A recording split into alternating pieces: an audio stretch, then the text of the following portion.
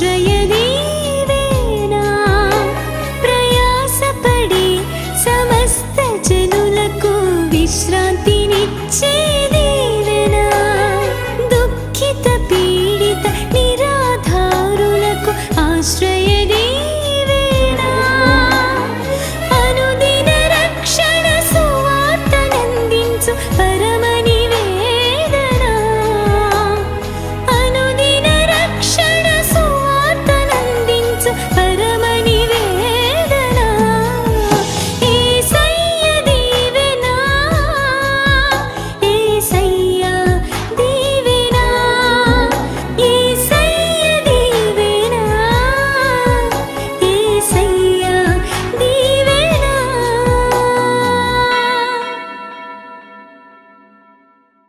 పౌలు శీలలో ప్రార్థన ఒకటే చేయలేదట. ప్రార్థన చేసి ఏం మొదలెట్టారు వాళ్ళు? పాటలు పాడటం మొదలెట్టారు. అంత దెబ్బల్లో ఆ ఒళ్ళంతా రక్తం కార్చేస్తుంటే కొరడా దెబ్బల మధ్య ఆ బండలు బిగించి చాలా ఘోరమైనటువంటి సిచ్యువేషన్లో పాటలు ఎలాగొచ్చాయంటే నేను ఒకటే మాట చెప్తాను. నిజమైన క్రైస్తవుడికి, నిజమైన దేవుని బిడ్డకు శ్రమైన, కష్టమైన, సంతోషమైన గుండెల్లో నుండి ఏమొస్తాయి? పాటలే వస్తాయి. నిజమైన క్రైస్తవుడు పాటలే పాడతాడు. ఆమె శ్రమ వచ్చిందని వెనక పారిపోయేవాడు క్రైస్తవుడు కాదు. కష్టం కలిగిందని పాటలు పాడటం మానేసేవాడు క్రైస్తవుడు కాదు. ఇబ్బందులు కలిగాయని దేవుని విడిచిపెట్టేవాడు క్రైస్తవుడు కాదు. అందుకని ఏ కష్టం వచ్చినా, శోధన వచ్చినా, ఇరుకులు వచ్చినా, ఇబ్బందులు వచ్చినా, వేదన వచ్చినా, కలవరం వచ్చినా, దుఃఖం వచ్చినా ప్రభువుని ఆరాధించగలిగిన వాడే నిజమైన క్రైస్తవుడు. అప్పుడే దైవశక్తిని చూస్తాం. ఆమేన్. ఆ పాటలకి దేవుని యొక్క సన్నిధి భూమి మీదకు దిగి వచ్చింది. ఆమేన్. ఆ శ్రమలలో పాడిన పాటలకి చెరసాల బద్దలైపోయింది, జైలు పునాదులు కదిలిపోయాయి, అందరి బంధకాలు ఊడిపోయాయి. ఆమేన్ చెప్పండి. నువ్వు ఒక్కడో సరిగ్గా మంచి ఆరాధికుడు అయితే ఇంట్లో ఉన్న బంధకాలను దిగిపోతాయి. ఆమేన్ చెప్పండి. మీ ఇంట్లో ఒక్క ఆరాధికుడు, సరైన ఆరాధికుడు ఉంటే చుట్టుపక్కల ఉన్నవాళ్ళు బంధకాలన్నీ దిగిపోతాయి. పౌలు శీలలు చేసిన ఆరాధనలు బట్టి ఆ జైల్లో ఉన్నవారు అందరి బంధకాలు ఊడిపోయినాయి అట. ఆమేన్. అందరి బంధకాలు ఊడిపోయినాయి. నిన్ను బట్టి మిగిలిన వారి బంధకాలు ఊడిపోవాలి. మిమ్మల్ని బట్టి మీ కుటుంబంలో సంఖ్యలు తెగిపోవాలి. మిమ్మల్ని బట్టి రక్షణ పొందిన వారి బంధకాలు ఊడిపోవాలి. నీ ప్రాంతంలో ఉన్న ప్రతి అంధకార శక్తులు, క్రియలు లయమైపోవాలి. దేవుని శక్తి దిగి రావాలి. నీ ఉన్న చోట భూకంపం కలగాలి. భూలోకమును తల్లకిందులు చేయవారు ఇదిగో ఎక్కడే ఉన్నారని నిన్ను గురించి చెప్పాలి. అలాంటి ఆరాధకులుగా దేవుడు మనల్ని సిద్ధపరచాలి. ఆమేన్. అర్థమైందా? సంతోషం కలిగిన ఏం చేయాలి? పాటలు పాడాలి. శ్రమ కలిగిన ఏం చేయాలి? అదే మనకు శక్తి. అదే మనకు శక్తి. యెహోషాపాతు మీదకి 3 శత్రు సైన్యాలు వస్తే అవతల 3 కాసుకుని ఉంటే యెహోషాపాతు చేసిన పని ఏంటంటే 2 దినవృత్తాంతాలు 20వ అధ్యాయంలో 21వ వచనం నుండి ఆయన చెప్తాడు, అరే పాటలు పాడేవాడిని ఆర్కెస్ట్రా అందరూ ముందు నుంచో పెట్టండిరా అన్నాడు. సైన్యంలో పాటలు పాడేవారిని, ఆ వాయిద్యాలు వాయించేవారిని ముందు నుంచో పెట్టి యెహోవా కృప నిరంతరం ఉండని పాటలు పాడుకుంటూ ముందెళ్తుంటే అసలు అందరూ పిచ్చి పట్టేసింది. యెహోషాపాతుకి అవతల 3 కలిసి వచ్చేటప్పటికి ఏం చేయాలి అర్థం కాకుండా మనోడు పాటలు పాడుతున్నాడని ఎగతాళి చేసిన వాళ్ళు ఎంతమంది ఉంటారో బహుశా. ఏమండి, క్రైస్తవుడు శ్రమలో పాటలు పాడితే ఎగతాళి చేసేవాళ్ళు చాలామంది ఉంటారు. ఇప్పుడు కూడా వీడి పిచ్చి చూడు ఎలాగుందో అనేవాళ్ళు చాలామంది ఉంటారు.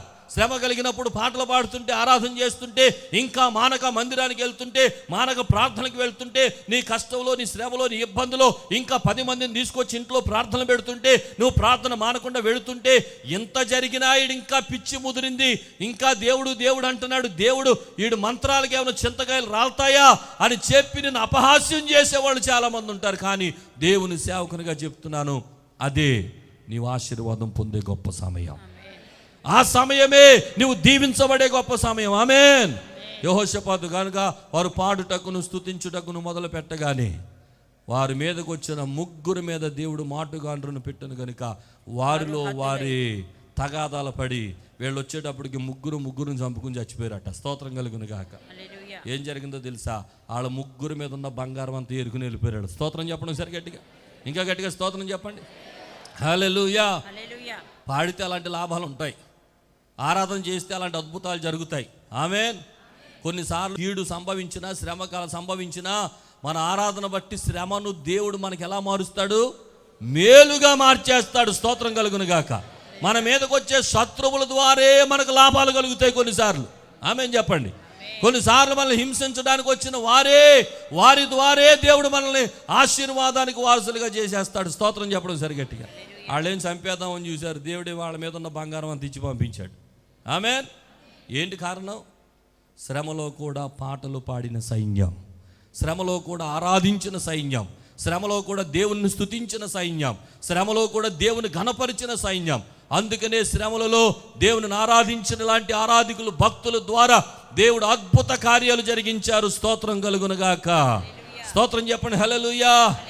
యేసు ప్రభువారు మత్తయి సువార్త 26వ అధ్యాయంలో కూడా ఆయన అందరికీ రొట్టె విరిచి ఆయన వెళ్ళి మరి ఆ యొక్క ఒలీవల కొండకు వెళ్ళి ప్రార్థన చేసి ఆ సమయం, ఆ గెత్సేమనే తోటకు వెళ్ళిన సందర్భం ఆ చివరి మాటలో కనపడుతుంది. వారు కీర్తనలు పాడిరి అనే మాట కనపడుతుంది. స్తోత్రం చెప్పడం సరి గట్టిగా. ఆయన శ్రమకు వెళ్లే ముందు కూడా శిష్యులతో కలిసి ఏం చేశాడు? ఆయన కీర్తనలు పాడాడు, పాటలు పాడాడు, దేవునిని స్తుతించాడు, దేవునిని కనపరిచాడు. ఆరాధనకు అంత ప్రాముఖ్యత ఉన్నది. గట్టిగా స్తోత్రం చెప్పండి. హల్లెలూయా, హల్లెలూయా. ఇంకో మాట చెప్తాను. ఆశీర్వాదం పొందాలి అని అంటే ఎంత మంచి ఆరాధకులైతే అంత గొప్ప ఆశీర్వాదం పొందుతాం. దావీదుకు ఉన్న సీక్రెట్ ఏంటో చెప్పాలి. చెప్పండి. 34వ కీర్తన 1వ వచనం అంటాడు, నేను ఎల్లప్పుడూ యెహోవాను సన్నుతించెదను, నిత్యము ఆయన కీర్తి నా నోట ఉండును. అది ఆయన సీక్రెట్. నిత్యము చెప్పండి మాట. నిత్యము గట్టిగా చెప్పండి. ఎల్లప్పుడు అనండి గట్టిగా. ఇంకా గట్టిగా చెప్పండి. ఇంకా గట్టిగా చెప్పండి.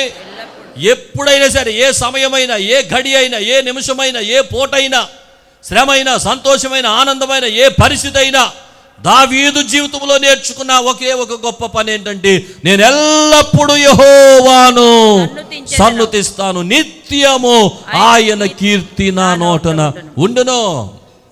ఆ గొర్రెల దొడ్లోకి వెళ్ళి గొర్రెలు కాసుకుంటూ ఎన్ని కీర్తనలు రాశాడండి, ఎన్ని పాటలు పాడాడండి, ఎంత ఆరాధన చేశాడండి, ఎంత దేవునికి దగ్గర అయిపోయాడండి. అక్కడ ఎవరున్నారండి? దావీదు పాడుతుంటే సబాష్ దావీదు అద్భుతంగా పాడావయ్యా అని సాల్వ కప్పి దండలు వేసి సన్మానాలు చేసేవాళ్ళు ఎవరన్నా ఉన్నారా? ఎవరు లేరు. ఎవరు లేకుండా నన్ను పాటలు ఎలా పాడాడని, కీర్తనలు ఎలా రాశాడు, అలాగా వాయిద్యాలు ఎలా వాయించాడంటే ఒకే ఒక కారణం, నా పాట ఎవరు వినకపోయినా నా ప్రభు వింటే నాకు అదే చాలు. స్తోత్రం కలుగును గాక. ఎవరిని గురించి ఆరాధన చేశాడు, ఎవరి కోసం ఆరాధన చేశాడు?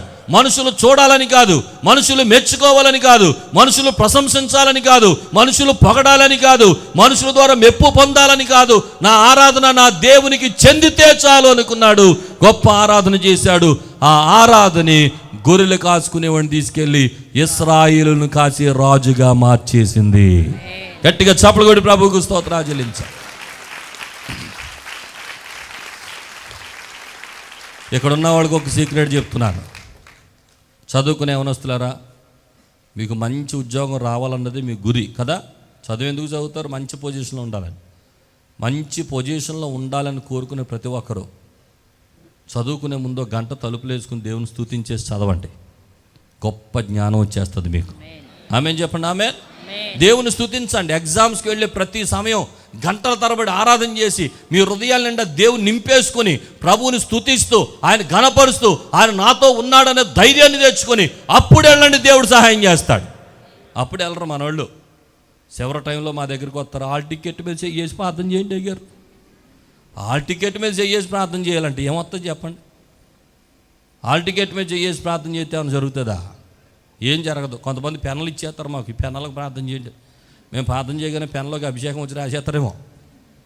ఏం జరగవు. అలాంటి అన్ని ఉత్తుత్తి నమ్మకండి. మీ హృదయాల నిండా యేసే నింపబడాలి. ఆమేన్. మీ గుండెల నిండా ఆరాధన ఉండాలి. ఆమేన్. ఆయన నింపబడిపోయి ఉండాలి. అప్పుడు వెళ్ళండి, దేవుని స్తుతించి ప్రతి సమయంలో కూడా నేను ఎల్లప్పుడూ యెహోవాను సన్నిధిస్తాను, నిత్యమైన కీర్తి నా నోటనుంటుందని ఆయనను స్తుతించి ఆరాధించి కడుపు నిండా గుండెల నిండా యేసయ్యను నింపేసుకుని అప్పుడు వెళ్ళండి, దేవుడు మీ జీవితంలో అద్భుతమైన కార్యాలు చేస్తాడు.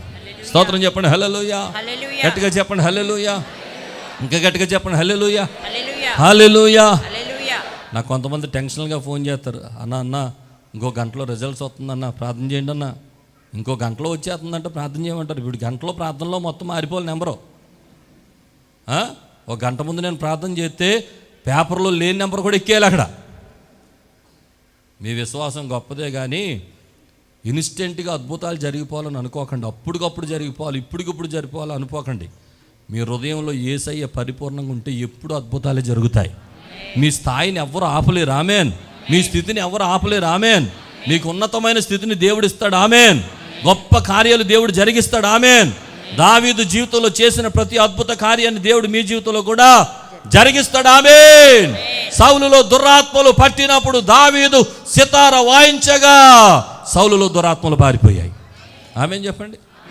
పాటల ద్వారా దయ్యాలు కూడా పారిపోతాయండి. నిజమే. మీ ఇంట్లో దయ్యాలు ఏమన్నా పని చేస్తుంటే నేను చెప్తున్నాను, గట్టి గట్టిగా పాటలు పాడేయండి. మీ ఇంట్లో దయ్యాలు ఉన్నాయా? ఒక ప్రశ్న అడుగుతున్నాను, చెప్పండి. ఇంట్లో దయ్యాలు ఉంటాయి. దయ్యం అంటే నా భాషలో నల్లగా ఉండి జుట్టెర పోసుకుని అనుకుంటే రాదో. అర్థమైందా? దయ్యం అంటే అది కాదు. దయ్యం అంటే మీ హృదయాన్ని గాయపరిచేది, ఎప్పుడు చూసినా మీ మీద పడి మిమ్మల్ని గాయపరిచేది, మిమ్మల్ని ఏడిపించేది, మిమ్మల్ని దుఃఖపెట్టేది. అది మగ దయ్యమైనా అవ్వచ్చు. చెప్పండి, గట్టిగా చెప్పండి. ఆడదయ్యమైనా అవ్వచ్చు, ఏ దయ్యమైనా అవ్వచ్చు. కొన్ని ఇళ్ళల్లో పిల్ల దయ్యాలు ఉంటాయి. మనశ్శాంతి ఉండనవో తల్లిదండ్రులకి. పిల్ల దయ్యాలు పట్టేస్తాయి వాళ్ళలో.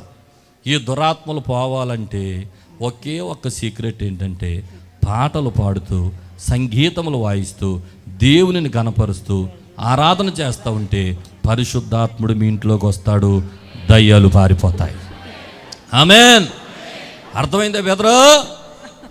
ఏదన్నా గట్టిగా తిడుతున్నారు అనుకోండి, యెహోవాను గానము చేసేదము అని పాడేయండి, అంతే. పాటలో అసలు ఏం వినకండి. అర్థమైందా?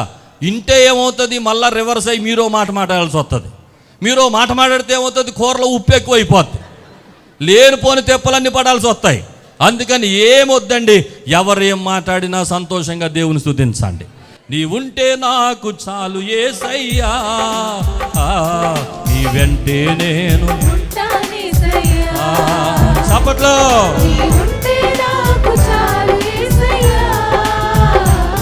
నీ వెంటే నేను ఉంటానేసయ్యా, నీ మాట చాలయ్యా, నీ చూపు చాలయ్యా, నీ తోడు చాలయ్యా, నీ నీడ చాలయ్యా, నీ మాట చాలయ్యా, నీ చూపు చాలయ్యా, నీ తోడు చాలయ్యా, నీ నీడ చాలయ్యా. హల్లెలూయా. చేతులు పైకెత్తి హల్లెలూయా. మీ ఆయన గారు తాగేసి వచ్చి చెత్త కొట్టేస్తున్నాడు అనుకోండి, అప్పుడు చెప్పండి నీ మాట చాలయ్యా. అప్పుడు ఆ పాటలు రావు, సీపురి గట్టలు వస్తాయి చేతిలోకి. యారా నువ్వు తాగింది కాకుండా నన్ను కొడతావా అని మొదలెట్టేస్తారు కొంతమంది. దయ్యాల జోలికి అలా సీపురి గట్టలు ఎట్టుకుని వెళ్ళకండి. అదో దయ్యం, తాగుడనే దయ్యం. ఆ దయ్యం పోవాలంటే పరిశుద్ధాత్ముడు మీ ఇంట్లోకి రావాలి. పరిశుద్ధాత్ముడు మీ ఇంట్లోకి రావాలంటే మీ గుండెల్లో నుండి ఏం రావాలి? పాటలు రావాలి, వాయిద్యాలు రావాలి, దేవుని స్తుతించే సన్నివేశాలు రావాలి. మీరు ఎంత శ్రమపడినా, ఎంత కష్టపడినా దేవునిని ఆరాధించే పిల్లలైతే మీ ఇంటిలోనికి పరిశుద్ధాత్ముడు వస్తాడు, అద్భుతమైన కార్యాలు జరిగిస్తాడు. స్తోత్రం చెప్పండి హల్లెలూయా. ఇదే దయ్యాలు పోయే మార్గం. ఇంకేమి చేయకండి, ఏ మాట వినకండి, ఏ శ్రమను మీ మైండ్లోనికి తెచ్చుకోకండి. మనసారా దేవుని స్తుతించండి, హృదయమారా దేవుని స్తుతించండి. దేవుడు మీ జీవితంలో ఆశ్చర్యమైన కార్యాలు జరిగిస్తాడు. ఆమేన్. ఇక సంఘానికి ఇచ్చిన ఒక హెచ్చరిక కూడా నేను చెప్పేసి ముగిస్తాను. ఎఫెసీయులకు రాసిన పత్రిక 5వ అధ్యాయం 19వ వచనంలో పాటల ద్వారా హెచ్చరికలు పొందాలట, పాటల ద్వారా బోధించబడాలట, పాటల ద్వారా మన హృదయాల్లో దేవుని గురించి ఆరాధన చేసే ప్రతి ఒక్కరూ కూడా అది వాక్యంగా భావించాలట, దేవుని మాటగా భావించాలంట. చూడండి ఒకసారి, ఒకరినొకడు కీర్తనలతోనూ సంగీతములతోనూ ఆత్మ సంబంధమైన పాటలతోనూ హెచ్చరించుచు మీ హృదయములలో ప్రభువును గూర్చి పాడుచు కీర్తించుచు మన ప్రభు అయిన యేసుక్రీస్తు పేరట సమస్తమును గూర్చి తండ్రి అయిన దేవునికి ఎల్లప్పుడూ కృతజ్ఞతాస్తుతులు చెల్లించుచు క్రీస్తునందలి భయముతో ఒకరినొకడు లోబడి ఉండండి. స్తోత్రం చెప్పడం సరిగట్టిగా. ఎలా ఉండాలి? ఒకరినొకడు, చదవడం తర్వాత మాట, కీర్తనలతోను, రెండవది సంగీతములతోను, మూడవది ఆత్మ సంబంధమైన పాటలతోను ఏం చేయాలంట? హెచ్చరించుకోవాలి. స్తోత్రం చెప్పడం సరిగట్టిగా. పాటల్లో హెచ్చరికలు ఉన్నాయి, పాటల్లో వర్తమానాలు ఉన్నాయి, పాటల్లో బోధ ఉంది, పాటల్లో పరిశుద్ధాత్మ దేవుని మాటలు ఉన్నాయి. ఒక పాట రాయటం అంటే మాటలు కాదండి, ఒక పాట రాయటం అంటే ప్రసవ వేదన, మీకు తెలియదు అది. ఒక పాట రాయటం అంటే సామాన్యమైన విషయం కాదు. పాటలు రాసిన వ్యక్తిగా నాకు తెలిసేది. ఒక పాట రాయాలంటే ఆ పాట ప్రజలను ప్రభావితం చేసే వర్తమానంగానే రావాలి తప్ప పాట ఊరికినే ఏది పడితే అది రాసేయకూడదు. ఒక ఆయన చెప్పాడు, క్రిస్మస్కి ఒక ఆయన పాట రాశాడంట, దిక్కులు చూడకు యేసయ్య పక్కనే ఉన్నది మరియమ్మ అని. ఇదో పాట. ఈ రోజున ఏది పడితే అది పాటలే. దిక్కులు చూడకు యేసయ్య పక్కనే ఉన్నది మరియమ్మ అంట, అదో క్రిస్మస్ పాట. అందుచేత ఏది పడితే అది రాసేది పాటలు కాదు, అవి క్లిక్ అవ్వవు కూడా, అది ఎవరు పాడరు కూడా.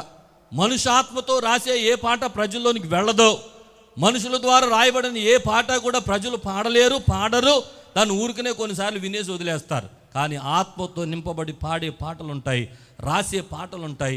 అవి పాటలే కాదు, మన జీవితాలకు గొప్ప సందేశాలు అవి. స్తోత్రం చెప్పడం సరిగట్టిగా, ఇంకా గట్టిగా స్తోత్రం చెప్పండి. ఈ రోజున పాటలు రాసేవారు, పాటలు పాడేవారు, ఆరాధికులైన వారు వాడబడే స్థాయి వేరో.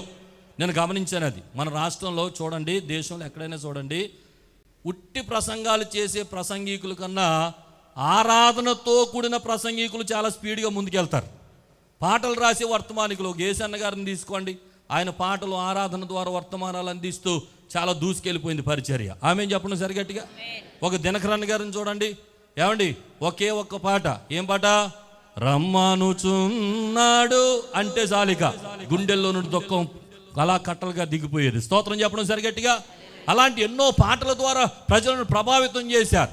ఈరోజు సతీష్ కుమార్ గారు అయినా, లేకపోతే డాక్టర్ జాన్ వెస్లీ గారు అయినా, లేకపోతే సామ్యూల్ కర్మోజీ గారు అయినా, వీరందరూ కూడా పాటలను, అద్భుతమైన పాటలు రాసి, ఏమండి మన మధ్యలో ఉన్నారు శ్యామ్ జే వేదాల గారు. ఈరోజు నేను ఎంత ఆశీర్వదించబడటానికి కారణాల్లో ఒక కారణం ఏంటి తెలుసా? వారి కలమ నుండి రాయబడిన ఒక పాట నన్ను ప్రపంచ స్థాయికి తీసుకెళ్ళింది. నీవుంటే నాకు చాలు చేసే పాట వారే రాశారు, శ్యామ్ జే వేదాల గారు రాశారు. ఏమంటే అద్భుతమైన పాటలు, పరిశుద్ధాత్మతో నింపబడిన పాటలు. వారి పరిచర్యలు, వారి విధానం వేరేగా ఉంటుంది. ఆరాధికులను దేవుడు ఆశీర్వదించిన విధానం వేరో. దేవుడిచ్చిన మాటలను సందేశాలుగా రాసి హృదయాలను కట్టిన సందేశాలు, హృదయాలను బలపరిచిన సందేశాలు. పాటతో రక్షణ పొందిన వారు లక్షల సంఖ్యలో ఉన్నారు. స్తోత్రం చెప్పడం సరిగట్టిగా. పాటలతో ఆదరించబడిన వారు కోట్ల సంఖ్యలో ఉన్నారు. ఒక 2 గంటల వర్తమానం ఇవ్వలేనిది ఒక 5 నిమిషాల పాట ఒక వ్యక్తిని జీవితాలను నిలబెట్టిన సందర్భాలు నాకు ఎన్నో తెలుసు. స్తోత్రం చెప్పడం సరి. అందుచేత ఒకరినొకడు కీర్తనలతోనూ, సంగీతములతోనూ, ఆత్మ సంబంధమైన పాటలతోనూ హెచ్చరించుచు నీ హృదయములలో ప్రభువును గురించి పాడుచు, కీర్తించుచు. ఇవన్నీ చెయ్యాలి. స్తోత్రం చెప్పడం ఒకసారి గట్టిగా. హల్లెలూయా. పాటలు నేర్చుకోండి, పాటలు పాడండి. ఎంత ఆరాధన చేస్తే అంత శక్తిని పొందుకుంటారు. ఏమండి, పాటలు మాకెలా వస్తాయండి అని అనుకోకండి. నేర్చుకుంటే అన్నీ వస్తాయి. ఆమెం చెప్పండి, వస్తాయి లేదా?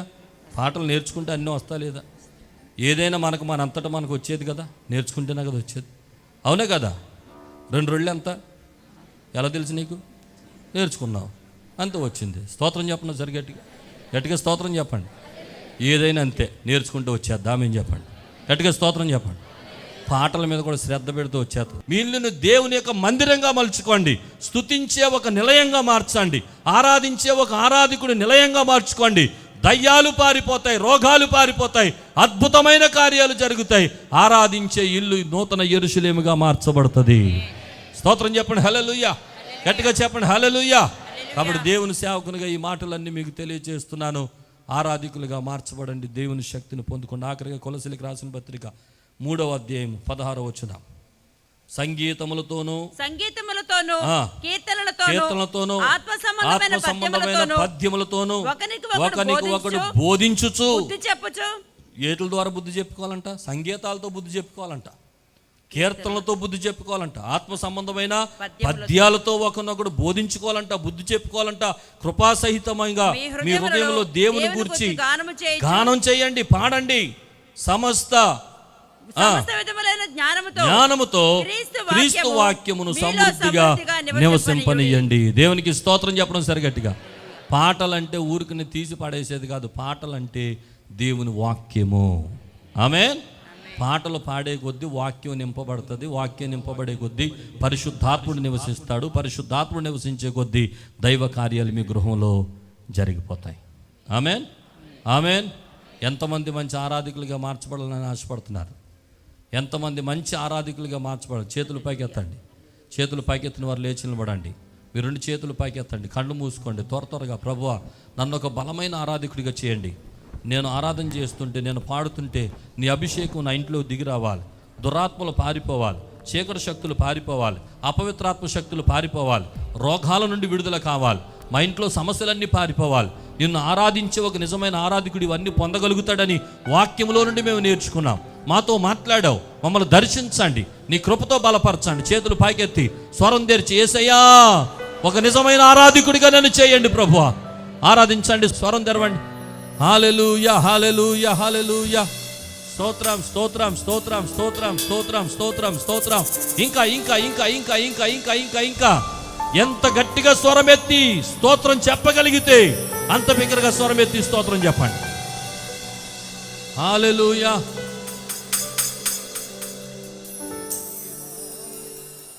ఇంకా ఇంకా ఇంకా ఒక్క 2 నిమిషాలు ఎలుగెత్తి ప్రభుని స్తుతించండి. ఒక అద్భుతాన్ని చూడబోతున్నారు ఈ రోజున. ఒక అద్భుత కార్యాన్ని చూడబోతున్నారు ఈ రోజున. ఒక ఆశ్చర్య కార్యాన్ని చూడబోతున్నారు. ఆరాధించే ఆత్మను దేవుడు మీలోనికి పంపించబోతున్నాడు. పరిశుద్ధాత్మ శక్తి ద్వారా దేవుడు మిమ్మల్ని తాకబోతున్నాడు. ఆరాధన ఆత్మను దేవుడు మీకు దయచేయబోతున్నాడు. ఈ రోజు నుండి మీలో అనేకులు నూతన పాటలు రాయబోతున్నారు. నూతన గాయకులుగా సిద్ధపరచబడబోతున్నారు. దేవుని అభిషేకం మీ మీదకు దిగి రాబోతుంది. ఒక ప్రత్యేకమైన శక్తి చేత మీరు నింపబడబోతున్నారు. యేసయ్యా నన్ను బలపరచమని అడగండి. యేసయ్యా నన్ను బలపరచు నాయనా. పౌలు శీలలు చేసిన ఆరాధన మాకు నేర్పించండి, మాకు నేర్పించండి. హల్లెలూయా. నీ వంటి వారు ఒక్కరును లేరు, నీవే అతి శ్రేష్ఠుడా.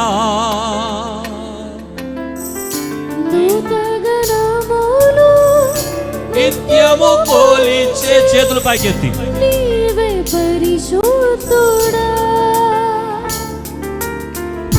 నీ వంటి వారు ఒక్కరును లేరు, నీవే అతి శ్రేష్ఠుడా. దూతగణములు నిత్యము పోలిచే నీవే పరిశుద్ధుడా. నిన్న నేడు మారని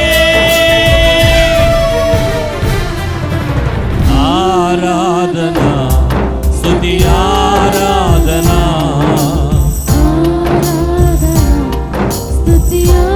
చెప్పాలి స్వరమెత్తి.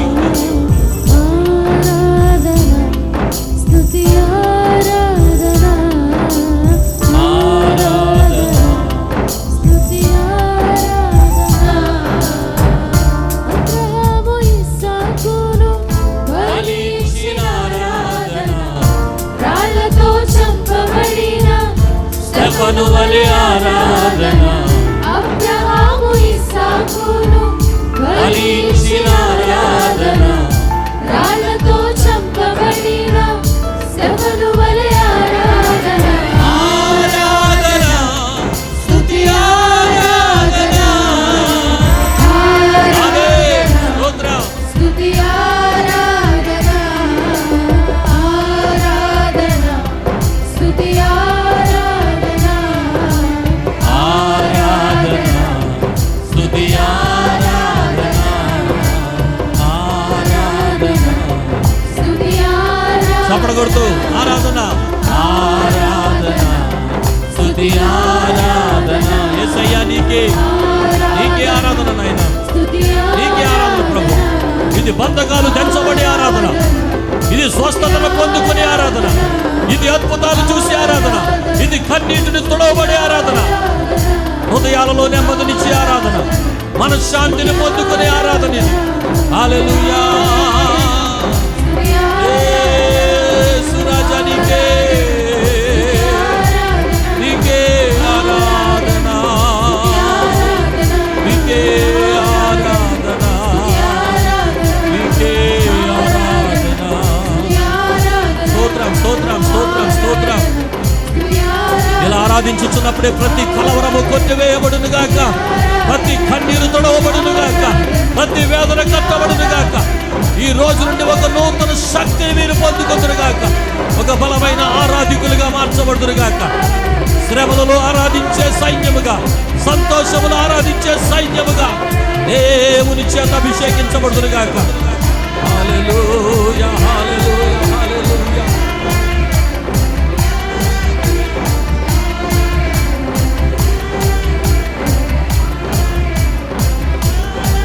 ఎంతమంది లైవ్ లో ఈ కార్యక్రమాన్ని వీక్షిస్తున్నారు?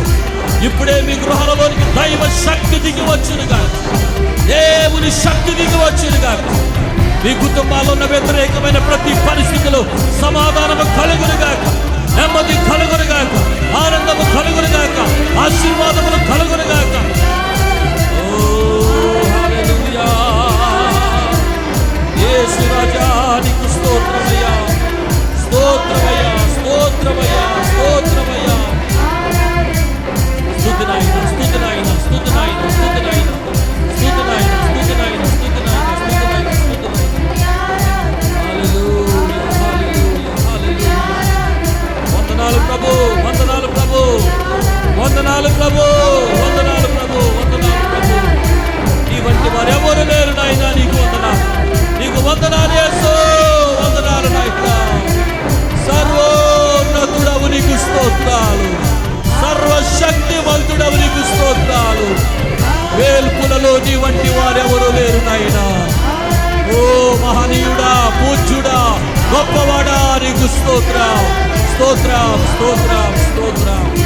ఆ మేలుచున్నవాడా నీకు స్తోత్రమయ్యా, స్తోత్రమయ్యా, స్తోత్రమయ్యా.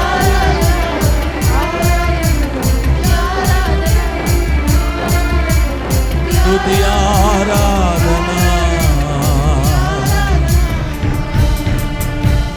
హల్లెలూయా.